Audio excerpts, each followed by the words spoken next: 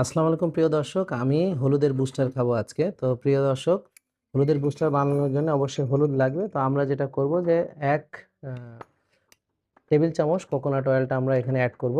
তো আমি যেটা করি যে কোকোনাট অয়েলটা একটু আগে অ্যাড করি, এটা আমার জন্য সুবিধা। তো 1 টেবিল চামচ organic extra virgin cold pressed USD organic certified centrifugal extraction coconut oil. এই কোকোনাট অয়েলটা আমরা খাওয়ার জন্য ব্যবহার করে থাকি, এই কোকোনাট অয়েলটা। এবং অবশ্যই তার সঙ্গে তো আমাদেরকে হলুদ দিতে হবে। তো হলুদের আমাদের যে চামচটা দেওয়াই থাকে, ওই যে সেখান থেকে আমরা 1 চামচ হলুদ এই এখানে আমরা হলুদটা অ্যাড করব। ব্যাস হয়ে গেল। এরপর হচ্ছে যে আমরা একটু মধু অ্যাড করব, বিশেষ করে যারা আমরা মেনটেনিং আছি তারা যারা মধু খেতে পারবে। মধু অনেক বেশি দরকার নেই, অল্প একটু দিলেই হবে। হ্যাঁ, ব্যাস।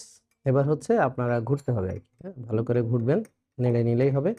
তা আমি এটাকে আরেকটু সুস্বাদু করার জন্য এটার সঙ্গে একটু আমি পিঙ্ক সল্ট অ্যাড করে নিই, সামান্য একটু পিঙ্ক সল্ট। এটা হচ্ছে আমাদের অর্গানিক হানি, এই যে এটা ইউএসডি অর্গানিক সার্টিফাইড অর্গানিক হানি। হলুদটা অর্গানিক। আর এটা হচ্ছে ন্যাচারাল আমাদের যে পিঙ্ক সল্ট, এই যে পিঙ্ক সল্ট, এই এতটুক, মোর দেন এনাফ। ব্যাস, এখন আর কিছু না। এখন হচ্ছে আমরা ইফতারের আগে এটা ভালো করে ঘুটবো।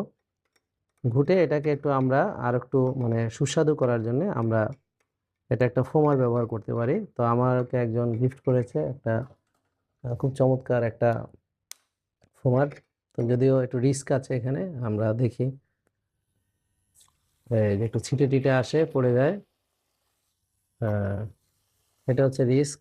এই যে দেখেন প্রিয় দর্শক, তো এই জন্য পানিটা কম নিতে হয়। হ্যাঁ, বেশি করলে আবার পানি বেশি নিলে পরে এই একটা ঝামেলা। তো যাক, এটা অপশনাল।